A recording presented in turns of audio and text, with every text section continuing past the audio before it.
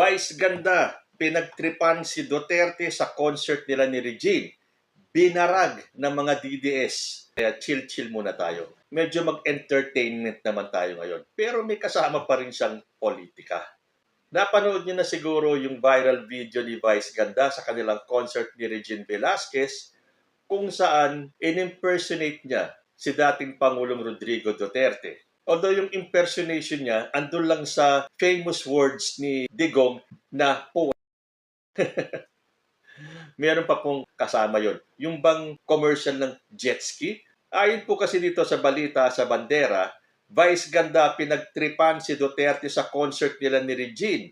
Barag sa DDS. Kaliwat ka ng banat ang natatanggap ngayon ng phenomenal box office star na si Vice Ganda mula sa mga supporters ni dating Pangulong Rodrigo Duterte. Ito'y matapos umanong patutsadahan ng TV host comedian si Duterte sa naganap na Super Divas concert nila ni Asia's songbird Regine Velasquez sa Araneta Coliseum. Sa isang segment ng Super Divas, gamit ang sikat na background music sa TikTok na Jet 2 Holiday, marami ang nagsabing tila ang dating presidente ng Pilipinas ang binatikos ni Vice tungkol sa jet ski promise nito noon hinggil sa issue ng West Philippine Sea. May hirit din ang kapamilya superstar patungkol sa The Hague at ICC o yung International Criminal Court, kung saan nakadetain ngayon si Duterte dahil umano sa mga nagawa niyang crimes against humanity. Ginaya rin daw ng komedyante ang dating Pangulo sa pamamagitan ng malutong na pagmumura na pak sa audience. Nothing beats a jet ski holiday right now from Manila to the West Philippine Sea via jet ski. Get unlimited water bombing from Chinese vessels and a free trip to The Hague by the ICC. Promo applies to DDS only. Pinklawans and BBMs are prohibited. Huwag nyo akong subukan, mga putina ninyo. Yan po ang hirit ni Vice Ganda.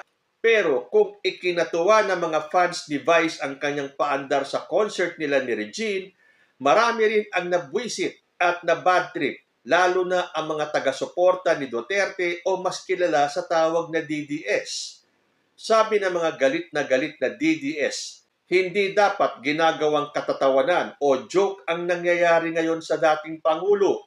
Matakot daw sana si Vice sa karma dahil wala naman daw ginagawang masama sa kanya ang pamilya Duterte.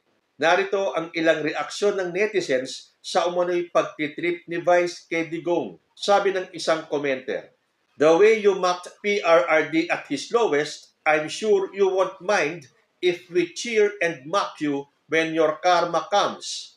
Millions of us will wait for it. I personally will not be supporting any brand that has Vice Ganda as their endorser. I will just let karma do its work." Sabi pa ng isa, "Third law of motion says, in every action, there is an equal and opposite reaction. What goes around comes around. Wait ka lang, Vice, for your turn. Eating popcorn and waiting for something big." Ani naman ng isa, "Tatanda ka rin, Vice Ganda. Tables turn." Hirit naman ng isa, "Darating din araw, tayo naman babawi sa kanya. Horse gets old." Sabi pa ng isa, at ito pa panghuli, "Bitch, may araw rin yan. Non-negotiable yan for us DDS. Not now while we still can't bring PRRT back." Hirap talaga maging asal lowlife. Naawa ako sa mga kakabayo niya. They don't deserve him. Yan ang hirit ng mga DDS na nasaktan sa ginawa ni Vice Ganda. Napanood nyo na ba yung segment na yon? Kung hindi pa, ito po yun. Nothing beats a jet ski holiday. Right now from Manila to West Philippine Sea via jet ski. Get unlimited water bombing from Chinese vessels and free trip to The Hague by the ICC. Promo applies to DDS only. Pinklawans and BBMs are prohibited. Huwag niyo akong subukan, mga putina niyo. So ayan, kaya naman pala ng galaiti itong mga DDS na to. Hindi nila makuha yung joke ni Vice Ganda. Pero on the other hand, para sa inyo na nasa neutral, nasa gitna. Sa tingin nyo ba, binastos ni Vice Ganda si dating Pangulo? Tandaan po natin yung time na nagkaroon ng issue si Vice Ganda tungkol naman sa rape joke niya kay Jessica Soho na ang balita ko hanggang ngayon, kahit na ang Showtime ay nasa Channel 7 na, ay hindi pa rin siya mapatapatawad ni Jessica Soho. At meron pa akong narinig, ito ngayon ko lang nalaman, na ito pala daw si Vice Ganda ay dating Maka Duterte. Totoo ba yan? Dahil minsan daw na-guest pa ni Vice Ganda sa Gandang Gabi Vice si dating Pangulo. So, tinrider daw ni Vice itong si Digong. Ito pa nga ang isang video clip naman ng isang nagbanta na ika-cancel itong si Vice Ganda. Vice, bilang mga DDS at taga-suporta ni Tatay Digong, malinaw sa amin na hindi namin nagustuhan ang mga biro at pahayag mo laban sa amin. At dahil may kalayaan kaming pumili, pinipili naming hindi suportahan ang mga proyekto, palabas at pelikula mo. Hindi ito hate campaign, kundi karapatan namin bilang manonood na pumili kung sino ang bigyan namin ng oras, panahon at suporta. So aabangan natin kung talagang kakayanin ng puwersa ng mga DDS na mapabagsak si Vice Ganda. Reaksyonan ko nga ng konti itong mga comments ng mga DDS. Unahin natin yung sinabing, the way you mocked PRRD at his lowest, I will just let karma do its work. Third law of motion, in every action, there is an equal and opposite reaction. What goes around, comes around. Wait ka lang, Vice, for your turn.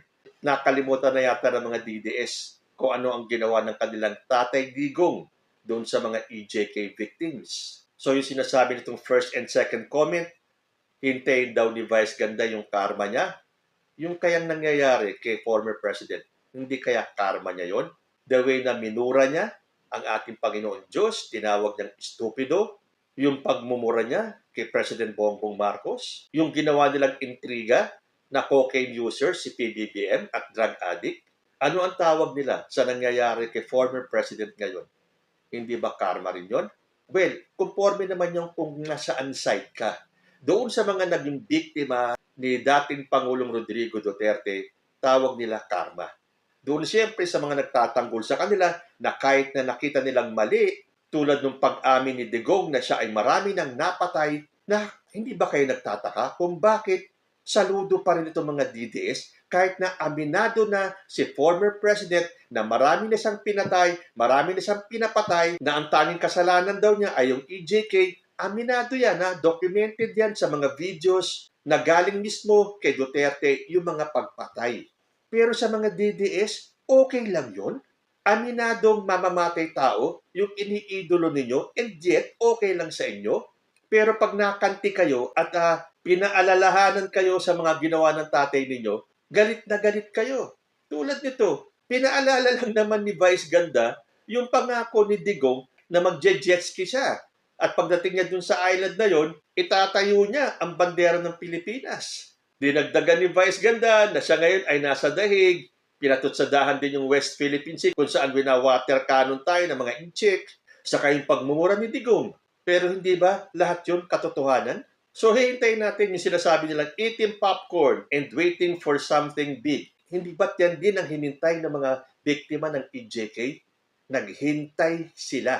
Although wala nga lang silang popcorn, naghintay sila, dumating yung something big para sa kanila. Ang mahuli si Rodrigo Duterte. Tatanda ka rin, Vice Ganda, sabi nga ng isang commenter. Tables turn. Hindi naman yata yung pagtanda ang binabanggit dito ni Vice Ganda kundi yung pangako at yung mga ginawang kasalanan ni Digong. Bitch, sabi pa ng isa, may araw rin yan. Non-negotiable yan for us DDS. So hihintayin natin itong sinasabi nilang may araw din si Vice Ganda. Pero sa ngayon, ang katotohanan, dumating na ang araw ni former president. Pero teka muna, bakit pag si BBM ang binabarag ninyo sa social media, sa mga comments nyo, kahit na saan, hindi kayo pinapatulan? Pero ngayon, nakantilan yung tatay ninyo, masyado kayo nag-iiyakan.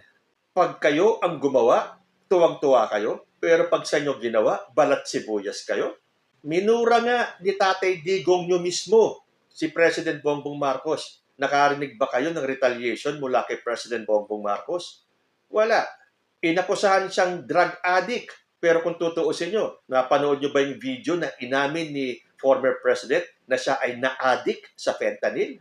At yung sinasabi ninyong matanda na si former president, binastos pa ng isang vice ganda lang?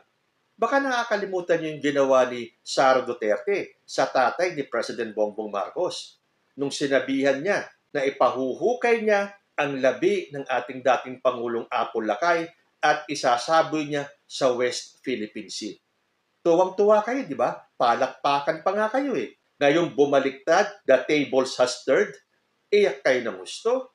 O gusto niyo lang ibalandra na kapag kayo ang gumawa, kayo ang nagsalita, okay lang. Pero pag sa inyo ibinalik ang ginagawa ninyo, hindi nyo matanggap. Pero meron pa rin pong lumabas na video clip doon kung saan ginaya ni MC si President Bongbong Marcos at si Lassie, si former president. Pansinin ninyo kung anong ginawa ni MC. Kala ko ba we are united? Ayaw mo magdikit. Kumanti po muna kayo. To all my fellow Filipinos, naniniwala ako na dapat tayo ay buo. Buo? Ano? Buo? Sir, wait lang. Okay. Buo? What do you mean united as one? United. Unity. Na dapat tayo ngayong gabi ay magkaisa na dahil tayo ay dapat ay nagkakaisa. Sir, magandang gabi po. Magandang gabi. Gusto ko lang sabihin sa inyong lahat, huwag mong subukan. Masisira ang buhay mo. Putangina mo. O hindi ba? May pangiwi-ngiwi si MC. Inayos pa nga ni Vice Ganda yung baba ni MC, who was impersonating PBBM. Tawanan din naman yung audience Pero may narinig ba kayong mga comments ngayon sa TikTok o sa YouTube o sa Facebook condemning Vice Ganda sa ginawa nilang skit? O ginaya rin naman ni Lassie, si former President Rodrigo Duterte. Nandun pa nga yung signature mura ni former President na po nyo. Oh, hindi ba patas lang? Pero ngayon, tignan ninyo sa social media, puro mga DDS lang ang mga balat sibuyas na tinitira si Vice Ganda. Sa bagay, si President Bongbong Marcos, kahit na pagbintangan nila, wala naman kasi silang mailabas na prueba. Pero yan pa rin hanggang ngayon ang naratibo nila. Tulad nga na sinabi ni Vice, huwag niyong sirain ang naratibo ni Christy Fermin. Hindi ba nag-away nga si Vice, si MC sa Kasilasi, although hindi ko alam ang dahilan ng pag-aaway nila. Ito nga kay President Bongbong Marcos, yung pangiwi-ngiwi nila, hanggang dyan lang naman sila eh. Wala silang maipakitang prueba hanggang ngayon.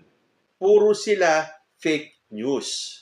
So, hihintayin natin, maapektuhan kaya si Vice Ganda sa gagawing pag-cancel sa kanya ng mga DDS? Kaya naman tayo mga pro-BBM, kaya hindi tayo nag-react, hindi natin kinondem si Vice Ganda kasi alam natin, hindi totoo yung kanilang ibinibintang kay President Bongbong Marcos na bangag, cocaine user. So kaya tahimik ang mga BBM supporters dahil alam po natin na hindi totoo yung ginawa nila MC at nila Vice at yun ay for comedy purposes lang. Yung mga DDS, triggered na triggered. Bakit? Masakit ba ang katotohanan? Kayo po, ano ang masasabi nyo sa ginawa ni Vice Ganda?